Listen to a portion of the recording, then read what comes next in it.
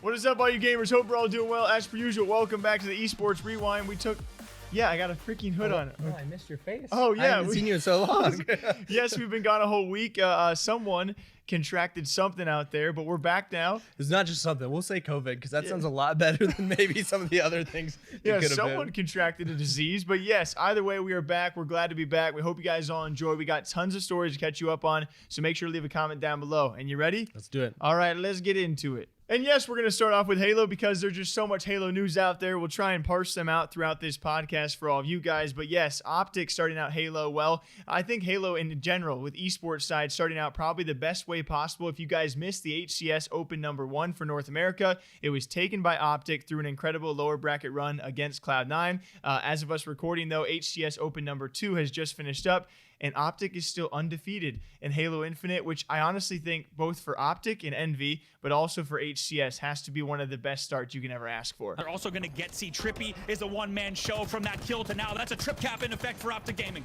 This could be it. OpTic Gaming, they've been dominant. They have looked absolutely outstanding in our grand finals today. Over the last 2 days, they have been the team to beat. And we're saying it again, OpTic Gaming are your champions. It's back-to-back for the Green Wall. What an absolutely incredible finish to that game. I cannot wait to see the highlights because you called it perfectly. Trippy's win there at top sandbags at A, and then to rotate all the way to C, really put the team on his back. I'm going to bring up the tweet that we were talking about today just for the sake of OpTic and Halo. And so what we said was we saw that OpTic is now representing, of course, Envy in Halo, who is dominating, as you're saying, ridiculous. We've got 2017 OpTic, the roster for OpTic back in 2017, if you consider that OpTic, you know, who won, now competing as the Sentinels, and then the OpTic Gears roster, who is also now trying to compete in Halo, and Formal, who's kind of on SSG, but we don't really know what he's actually on. And then you sprinkle on top of that whatever Maniac is doing, and then you could also throw Flamesword and what his future is going to be. Yeah. You literally, you put it very well in your tweet that OpTic was kind of built for Halo with all of the players that they've had throughout their time. Now, they definitely were sprinkled pretty heavily in there, so of course their past players are going to go on to do great things. But if you're OpTic / Envy right now, you got to be wondering, okay,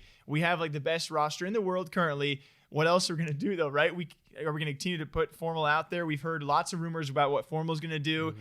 Is he going to just stick with content creation and streaming? It seems more likely, but he's with Space Station right now. You got Maniac, who, by the way, in the throwback events before HCS was underway, he was doing very well in those while kissing Selena Gomez. So OpTic Gaming is in a great spot for Halo. But I feel like Hector has to be like just a sigh of relief at this point because it was has been such a struggle with Call of Duty. I feel like lately, and like their content's been good, but then they have all this merger stuff and stuff with NRG. They're like, something's got to work out. Then Halo comes back and crushes it. To your point from the weekend, I think the weekend was incredible for Halo, and like it just keeps solidifying it every week how much better HCS is than CDL. And so I think at this point, I feel like we're just gonna see OpTic just like really dive down this path and like bring back Halo as best as they can. It is still really weird to see the Envy Twitter account to tweet out like hashtag OpTic Halo. Right. I'll have to get over that one, but I'm very curious their future in it, and especially with so many other esports pros participating in these opens. A quick mention and a quick shouts to HCS for doing great things so far. This past HCS Open was the biggest Halo event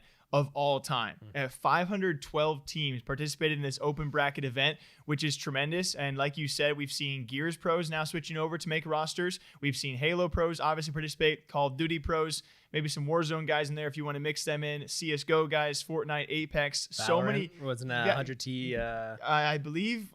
I'm pretty sure other Valorant players too. Who it was, yeah. Yeah, every esport you can name at the very, very tippity top besides Rocket League are now making Halo rosters to compete, and that's because all eyes are on Halo. So OpTic Halo, currently #1 in the world. We'll see what's next. Call of Duty pros certainly have their hands full because as we slowly approach another CDL season with Call of Duty Vanguard, they've definitely, I mean, you covered this a couple of times, had some words to say around what Halo is doing. We're going to sprinkle Halo in probably throughout every subject. We're also going to throw Call of Duty in for this one, though, as Nadeshot has been endlessly teasing 100 Thieves entering, and we've also seen so many other storylines of what Halo is doing correctly. Not only the open bracket system, the established HCS teams, you have a rank system. Of course, you also have the crowdfunding aspect. So I'm going to bounce off you with Halo announced crowdfunding for every single event and co-streams for every single event. The same week, Valorant for Valorant Champ says, hey, by the way, we're going to release a skin, a couple of skins. 50% of proceeds go directly to the players,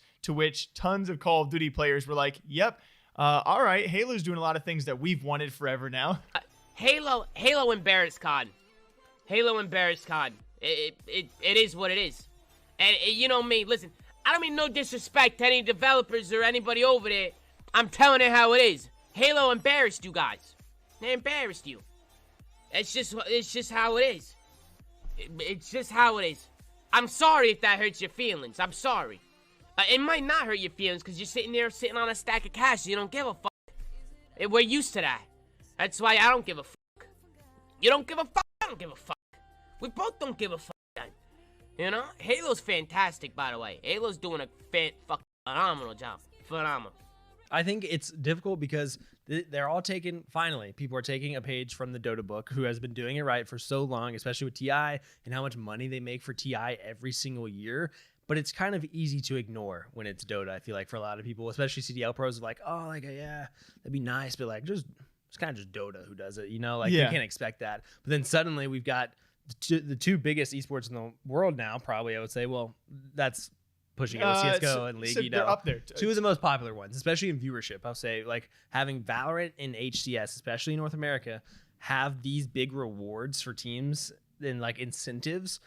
You know, CDL pros, like you said, are just so mad of like, man, they can get that already, and we've been waiting for how long at this point, you know? Yeah, and obviously we've been waiting for Halo to return to the esports scene for some time, so they've had a lot of time to look at Call of Duty and look at other esports and say, here's what we want to do right. But the fact that they launched with a ranked system and they are now pursuing all of these things. I mean, 343's got some great eyes on them. And of course, the esports side with Esports Engine, I believe, and Adam, I mean, they have some great keen eyes for what the future could be. But if you're a Call of Duty pro, I mean, it's really, I can understand when there's so many, it's limited. You know, you got what, 48 top players and some subs.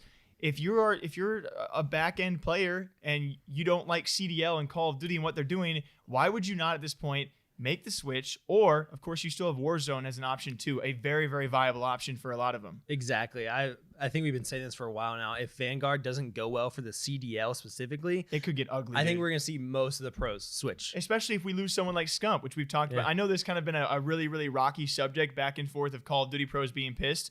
So I guess we'll cut it off there with, I mean, the future of CDL is really up in the air. Right. And it could have a very bad year. So really quickly as well, we have Nadeshot then, who of course is in the CDL, made that big financial decision. And LA Thieves, one of your more popular brands, as 100 Thieves are, now he even can't stop teasing a Halo roster. This is someone who seemingly had no plans to enter Halo, and what he sees is a team skin of the game. He's like, you know what? Yeah, actually, I'm jealous. I think a lot of people will come after Nadeshot and 100 Thieves for that, obviously, because A, it's easy to, and he's like, oh, I just want a skin. If you're like, oh, he's just riding the wave again like he did with Apex back in the day. People like to throw shade about that because they picked up the roster and then dropped it for the hype and all that stuff. You could say the same for CSGO, in my opinion. Yeah, I pretty normal for 100 Thieves, but also I think they run their business in a way that they are very investment conscious. So like they're investing in these things, they see it not paying off, they say, okay, we're gonna pull out and be done with it. But now Nadeshot is seeing this investment that he missed out on big time, and he even talked about that, like they weren't really sure where it was gonna go at first, so they didn't really like push it too hard because Halo's had a hard time in the past. But now it's like exploded. They have these skins, they have all those great rewards, and he's thinking to himself like, man, all those players are gone now. Who do I pick up? I want someone, you know? I had no idea they had entered Apex before. Yeah. It was just like way back in the same roster they have now. I think they picked him up and then they dropped him and then they picked him up again. Really? At this point. Yeah. I had no idea about that. But yeah, now you have a point where you have 512 teams entering opens. Yeah, that's great. But you have your partnered HCS teams who have snagged a lot of your top talent. So yeah, Nadeshot, and I think Adam Apicella, I always mispronounce his last name's a tough one, but you know, he's got a great eye, and he actually responded saying, yeah, I told you, like, we're gonna be all the hype.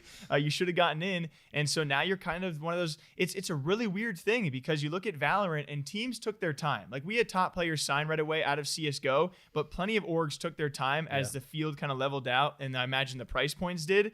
But for Halo, it was all in for all of these teams just so freaking fast. So now it's going to probably, I would imagine it's going to take some time, maybe a couple of opens, maybe Raleigh or past that for 100 Thieves and other teams to realize, okay, who's a sleeper team out there? But it's exciting because you have big organizations who don't have teams yet. So Right. if you're an up-and-coming player, you're like, yo, if we do well at Raleigh, an open bracket event, Exactly. we can have an organization. And I think that's the best. That's the most exciting part about esports. That's how it used to be, especially before there was a ton of franchising in different leagues. Yeah. Where you just see these random teams of 4. I was looking up stuff about the Ogre Twins today, and like their 4 teams are just like teams that they were on. You know, they weren't organizations. You didn't see FaZe Clan in there, stuff like that. And so it's awesome to see this opportunity for, you know, Team Bobby Joe from who knows where, you know, Montana, Yeah. to end up competing in Raleigh or something. Then they somehow have an upset against a big org, and now they're some of the top known players. They get picked up by an org, and they're legends in the scene. I think that's really exciting for esports. You have a real chance for players to make a name for themselves with a brand new Halo title. And I think that's so exciting because I think nowadays there are so few top-end esports that are moving on to newer titles of that esport. And I mean by that is like Counter-Strike Global Offensive will probably be CSGO for a while.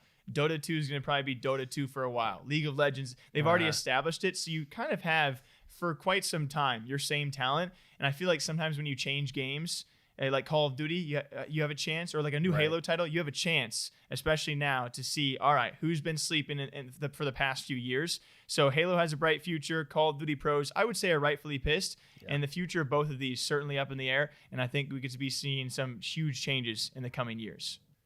All right, let's make this one a really, really, really, really quick one. I want to ask the viewers out there, who do you think for IRL/sports challenges? We got Nadeshot challenging Doc. I'm going to fire that question off to you because over this past weekend, this is not Halo tied whatsoever. It's actually Nadeshot and Doc going back and forth, but I think it was actually sparked by Doc talking about Halo cheaters and how it could ruin the scene.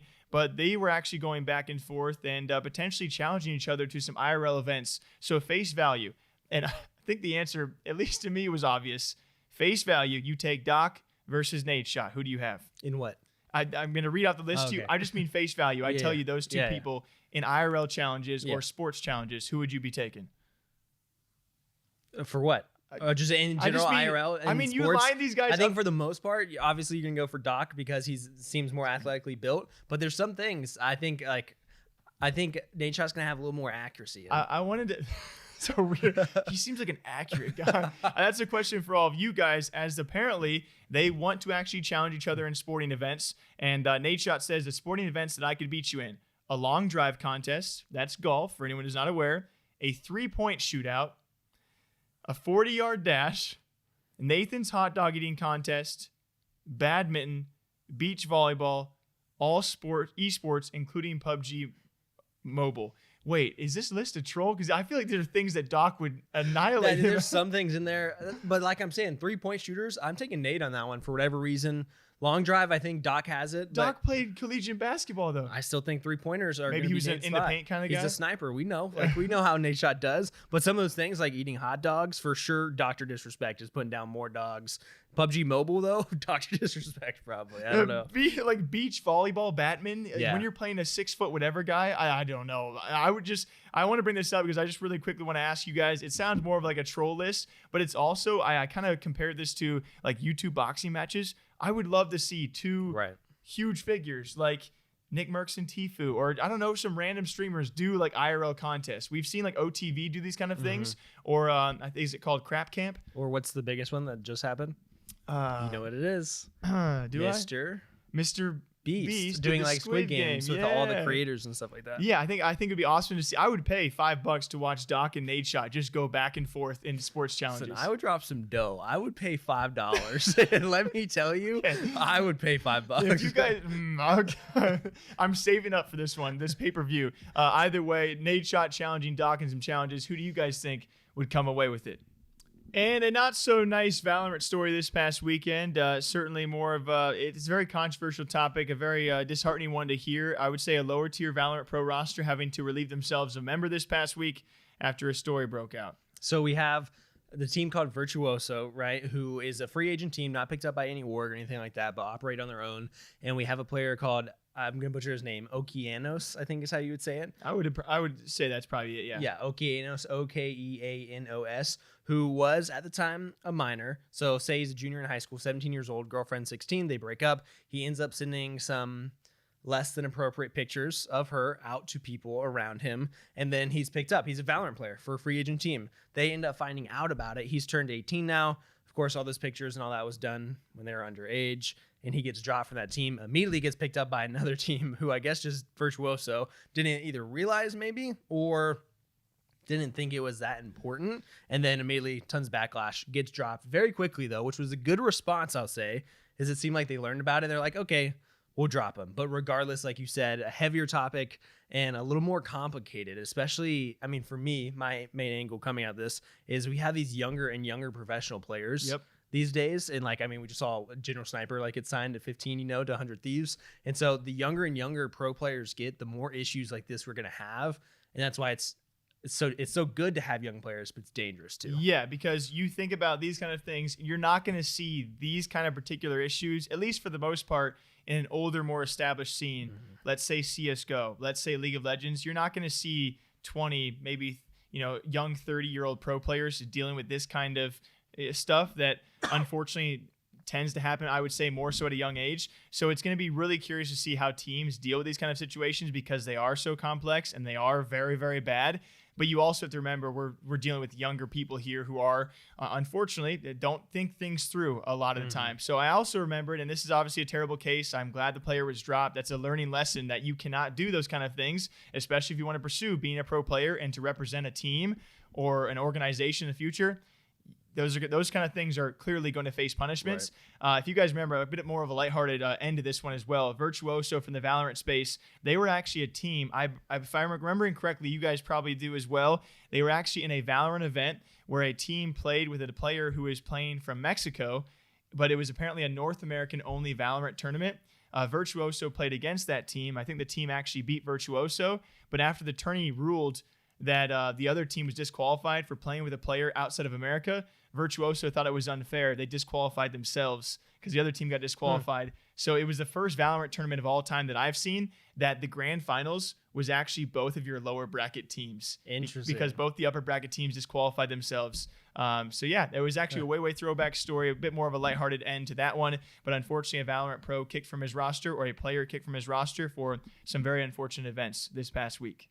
This past weekend as well was also the Blast Premier Fall Finals for CSGO, and this was a debate that I also want to ask all of you guys about, because crowds are rowdy, especially when you go over to Daneland, over there in Danish territory. Yes, we went to Denmark for these finals, and of course Australis was also there. If you guys missed this clip, it was actually Machine, the host, a great host, always very well spoken, where he was actually doing an interview between Vitality and Australis. He was talking to Vitality and Shocks, where the Danish crowd, because of course they were playing against Australis, starts to boo as he's interviewing the Shocks and Vitality side, to which he clears it up and says, "You proper freaks," and then of course goes at the crowd saying, "No, you got to respect both of these sides. You cheer for your team," and then of course continues the interview in a very, very well fashion, which sparked a pretty big debate. Yeah, look, I'm going to be honest here for a second. I don't have a problem booing them while the game is on and doing all that, right? Trying to get in the head of the opponent for the home team. But like when Shocks is there for an interview or once they've won, have some respect. Like actually be a Counter-Strike fan. I'm glad that he sent half of the crowd home with that win, because we're about to have Simple vs. Zywoo again, and I only want Counter-Strike fans in the building for that. I don't want these plastic fans around, right? I have no issue being nationalistic. I have no dramas with that whatsoever. But have some respect. Like, let's talk about this. These guys dedicate their life to this. They're coming out to entertain you, and you're going to boo them. The good thing is we already have your money. I hope there's a line for your bloody parking ticket. Have fun at home. Enjoy your Sunday night, because we're going to enjoy ours. Well said, Chad. Well said indeed. I actually saw the other side of it with Sponge, of course, responding to it later on, saying, like, talking about the negativity and booing the crowds and how it's just not okay, and how people are here. At the end of the day, these players are here to compete and to entertain you. You're here as a crowd, which, I mean, CSGO crowds are incredible, and seeing them back is awesome again, but you're here to watch them play, so don't take away from, like, there's so much more going into it than just those players, and there's a lot going into it from the players themselves, but the production team, the broadcast, all this stuff, and you're just interrupting it to boo and not hear part of the broadcast.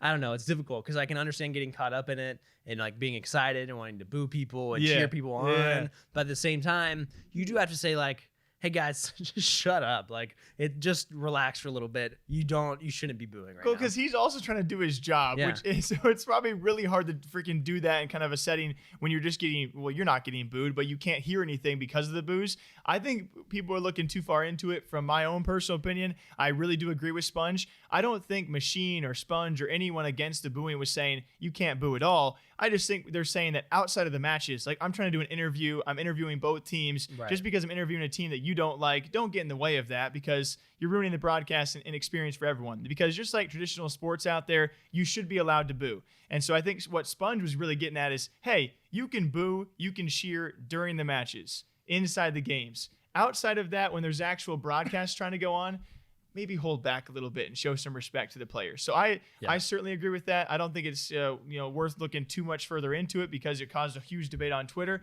But what did y'all think about Sponge and, of course, Machine's handling of a crazy CSGO crowd this past weekend? And very lastly out there, one of the most recent platform switches we have seen, and hopefully not going to be the last one for this year or early next, is going to be Disguised Toast, which you actually covered because it was almost controversial. I'll say controversial, where he kind of called out Twitch a few days prior to his announcement that he has now left Facebook, as he announced a while back, and he is officially returning to Twitch, which is a pretty crazy deal in itself. Especially because he was on Facebook for a while, and we would see him go to Twitch every once in a while. He just couldn't game on Twitch. There was a certain deal to it. Well, he had no contract with them. He wasn't affiliated or anything. It's just an account, so people can't like sub to you, I don't think, or something like that. And so he was on Twitch every once in a while, but then yes, we saw him go on there, which I imagine obviously he had already signed the contract at this point with Twitch. And so he's sitting pretty, knowing what he's about to announce. And he's talking about, oh yeah, they screwed me out of a lot of money back in the day. Like, didn't offer me very, very much. They said I was the same as Faker. Like for Asian representation. Yeah, Asian representation, the same market. Like, really called him out. And then a few days later announces that he is now on Twitch as a streamer. My agent was trying to say, Toast is one of your biggest Asian content creator, right? Like 2 years ago, there wasn't a lot of Asian content creators like now. So my agent like, hey, you should probably try and keep Toast, right? He's a good representation. And then they said, he's not a big Asian streamer. He's not even the biggest one. We have Faker. Faker, the pro player from League of Legends. The guy who streams once every 6 months. Which, I mean, I'm going to be honest, all right? You guys can have different opinions, of course. I don't know what you think. I think that's kind of weird to call out Twitch once you have the paper signed, and then that was a really big curveball. I actually thought for sure, okay, once he was leaving Facebook, back to Twitch. He dominates Twitch. He'll do a great job there. Then when he called him out kind of, or brought that information to light, I was like, okay, maybe not. Like maybe he'll go to YouTube or make a change. So that is kind of confusing, but to each their own. You got to respect the honesty, and I enjoy seeing that it was also brought more esports into it, because we had a great conversation of, okay, so his agent tried to bring him to the table as Asian representation, and Twitch came back and said they already had Faker, which is an esports tie I never saw coming. Yeah, I'm not sure. I have to imagine maybe he was just trying to get it out before, so he didn't like announce his return to Twitch, and then he said something and got in trouble, and people called him out of like, oh, well, you signed the contract and then you decided to call him out, like get the money first, then criticize him. But still, it is a little bit weird timing, but kind of nice too, I think, refreshing that, hey, yes, I signed with him, but they also have problems and I'm not afraid to call him out. Yeah, I think it's probably a good stance to take for most people. But to your point, yes, I guess nice to see that Twitch was aware of esports pros like Faker in the market. Even though he isn't really streaming that much, like it doesn't really even count, but at least they knew about him back then, and hopefully that's just going to get better and better as time goes on. Yeah, and hopefully Toast continues to be honest, even though he has now signed that contract, which I imagine is still a pretty good chunk of change. I hope he continues that honesty and doesn't mind calling out Twitch for some of the things they do wrong, and hopefully, hey, they do some things right as well, because obviously they keep on landing streamers, and we'll see who signs to Twitch next, or who jumps ship to YouTube, or good old Facebook. As per usual, hope you guys all enjoy the Esports Rewind. If you guys did, maybe leave a like or a comment down below. That's awesome. Hey, I have the same shirt. I saw that, but why? I had to buy mine. So. I had to buy mine too. Oh, well, we both bought FaZe and OpTic shirts, so you guys have a great weekend. Okay, bye.